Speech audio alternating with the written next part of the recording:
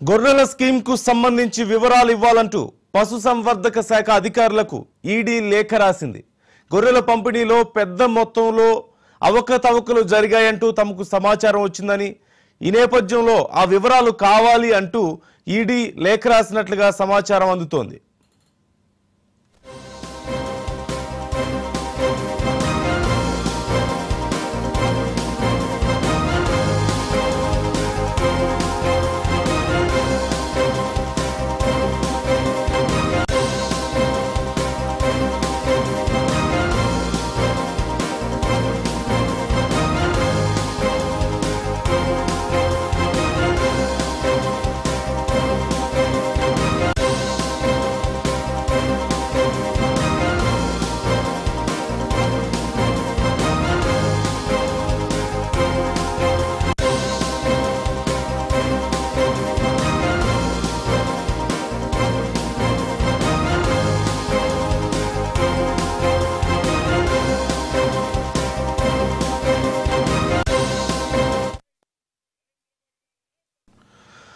రాష్ట్రంలో గొర్రెల పంపిణీ పథకంలో అక్రమాలపై ఈడీ ఫోకస్ పెట్టింది. మనీ లాండరింగ్ నిరోధక చట్టం క్రింద దీనిపై విచారణ మొదలుపెట్టింది. రాష్ట్ర గొర్రెలు మేకల అభివృద్ధి సమాఖ్య మేనేజింగ్ డైరెక్టర్కు హైదరాబాద్లోని ఈడీ జోనల్ కార్యాలయం సంయుక్త సంచాలకుడు బుధవారం ఒక లేఖ రాశారు. ఈ పథకానికి సంబంధించిన పూర్తి సమాచారం ఇవ్వాలి అంటూ ఆ లేఖలో పేర్కొన్నారు.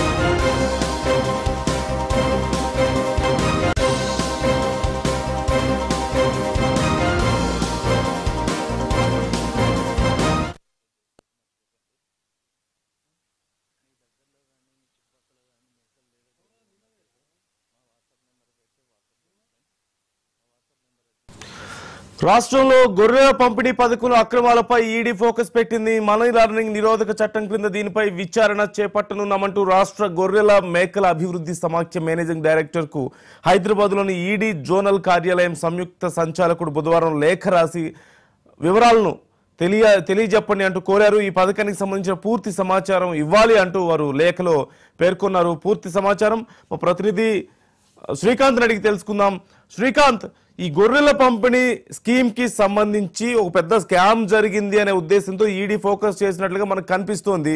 డీటెయిల్స్ ఏంటి, అంటే అంచనాలు ఎలా ఉన్నాయి, అసలు ఎలాంటి స్కామ్ ఇందులో జరిగిందని వాళ్ళు ఎక్స్పెక్ట్ చేస్తున్నారు, విచారణకు సంబంధించి వివరాలు ఏంటి?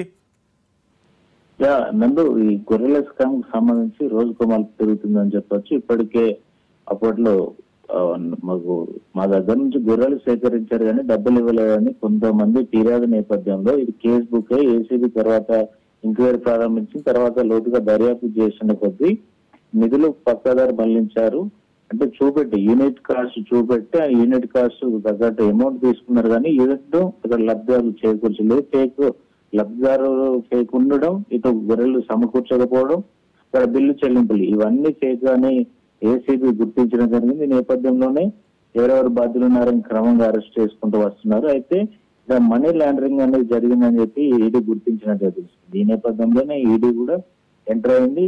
మనీ లాండరింగ్ యాక్ట్ ప్రకారం ఇది నిధులు దారి మళ్లించినట్టుగా వినిపిస్తున్న నేపథ్యంలో ఈడీ ఎంటర్ అయ్యి ఇందులో దీనికి సంబంధించిన డీటెయిల్స్ ఇవ్వాలని కూడా కోరడం జరిగింది. ఈ నేపథ్యంలో ఇప్పటికే రాష్ట్ర ప్రభుత్వం ఆధ్వర్యంలోని ఏసీబీ వాళ్ళు అరెస్టులు చేసింది. గతంలో సిఇఓ పనిచేసినటువంటి ఎవరైతే రామచంద్ర నాయక్ మాజీ ఎంపీ రామచంద్ర నాయక్, అదేవిధంగా ఓఎస్డి కళ్యాణ్ గత ప్రభుత్వంలో కేసీఆర్ ప్రభుత్వంలో అప్పటి మంత్రి తలసాని శ్రీనివాస్ యాదవ్ కు ఓఎస్డిగా ఉన్నారని అయితేను వీరిద్దరిని మొన్న అరెస్ట్ చేయడం జరిగింది. వీరిని కస్టడీలో కూడా ఉన్నారు.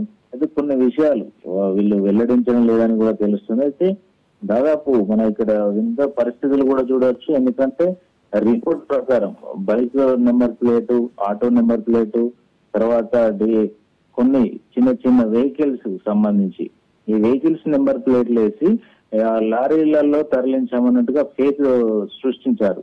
అంటే మనకు వచ్చిన రిపోర్ట్ ప్రకారం కాకుగూడ ఇది మొట్టికాయలు వేయడం జరిగింది. ఒక 2 వీలర్ మీద 150 గొర్రెలు తరలించామని పేర్కొనడం జరిగింది. అదేంటి DCM లో తరలించామని అన్నారు, కానీ అది వెహికల్ నెంబర్ చూస్తే 2 వీలర్.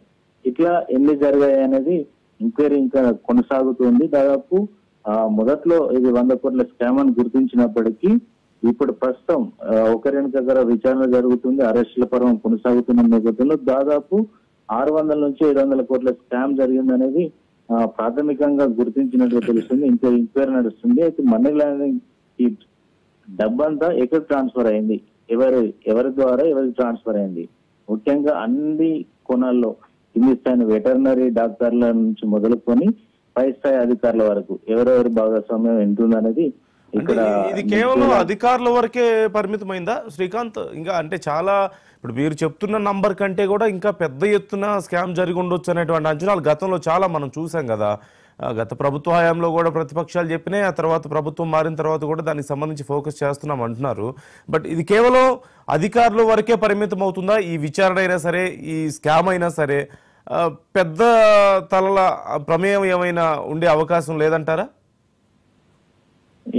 ఖచ్చితంగా నన్ను, ఎందుకంటే దాదాపు ఇది 2017-18 ప్రారంభించిన గొర్రెల స్కీమ్ సంబంధించి అప్పట్లో కూడా విమర్శలు వచ్చాయి. కింది స్థాయి అధికారులు ఇట్లాంటి కార్యక్రమాలకు పాల్పడుతున్నారు, ఫేక్ ఇది యూనిట్ కాస్ట్ కు పెంచి అదేవిధంగా రైతులు ఎవరైతే లబ్ధిదారులు ఉంటారో వారికి ఇవ్వట్లేదు ఇది అని చెప్పి ఫిర్యాదులు వచ్చినా అప్పుడు గవర్నమెంట్ ఎంక్వైరీ కమిషన్ వేసింది, కానీ తర్వాత దీనికి సంబంధించి ఎటువంటి విచారణ అయితే ముందుకు సాగలేదు. అధికారులు మెయిన్ గా ఉన్నటువంటి పరిస్థితి ఇక్కడ స్పష్టంగా కనిపిస్తుంది. అయితే దాదాపు ఈ గొర్రెల స్కీమ్ పథకం కోసం అప్పటి ప్రభుత్వం ఈ 10 ఏళ్ల పీరియడ్ లో ఉన్న కేసీఆర్ గవర్నమెంట్ దాదాపు 3,600 కోట్ల వరకు ఖర్చు చేసినట్టుగా ప్రస్తుతానికి తెలుస్తుంది. ఈ 3,600 కోట్లు అంటే దాదాపు ఇందులో లబ్ధిదారులకు ఎన్ని యూనిట్లు చేరింది, ఎంత కాస్ట్ గొర్రెలు చేరినాయి, ఎక్కడి నుండి తీసుకొచ్చారు, ఈ వాస్తవిక క్వాలిటీ రావాలి. ఎందుకంటే క్షేత్రస్థాయిలోకి వెళ్తే ఎంత మేరకు రైతులకు లబ్ధి జరిగింది, లబ్ధిదారులకు చేరినాయి, ఎందుకు చేరలేదు, ఇవి ఒక వాస్తవిక ఫిగర్ అయితే వచ్చే అవకాశం ఉన్న నేపథ్యంలో కింది స్థాయి నుంచి ఎంక్వైరీ చేసుకుంటూ వస్తున్నారు. కాబట్టి ఖచ్చితంగా మీద నుంచి ఎవరో ఒకరి అండ లేకుంటే మాత్రం ఇంత పెద్ద స్కామ్ జరిగే అవకాశం లేదు. కాబట్టి ఎవరో ఒక అండలు చూసుకొని ఉంటారు. కాబట్టి ఖచ్చితంగా పెద్దదాలికాయలు మీరు ఇన్వాల్వ్ అయి ఉంటాయి, ఖచ్చితంగా వారి పేరు వస్తుంది.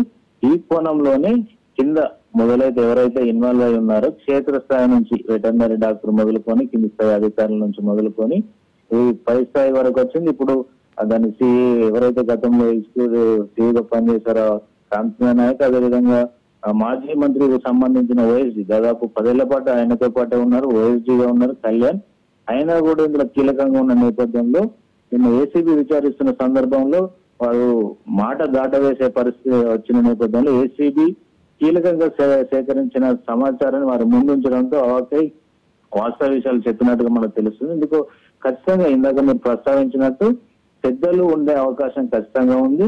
కొద్ది రోజుల్లోనే దీనిపై పూర్తి స్థాయిలో క్లారిటీ వస్తుంది. ఎన్ని కోట్ల మనకు ప్రాథమికంగా 100 నుంచి 200 కోట్లు అని చెప్తున్నప్పటికీ దాదాపు 700 నుంచి 800 కోట్ల స్కామ్ జరిగిందనేది ఇటు ఏసీబీ వర్గాలు గుర్తించినట్టుగా తెలుస్తుంది.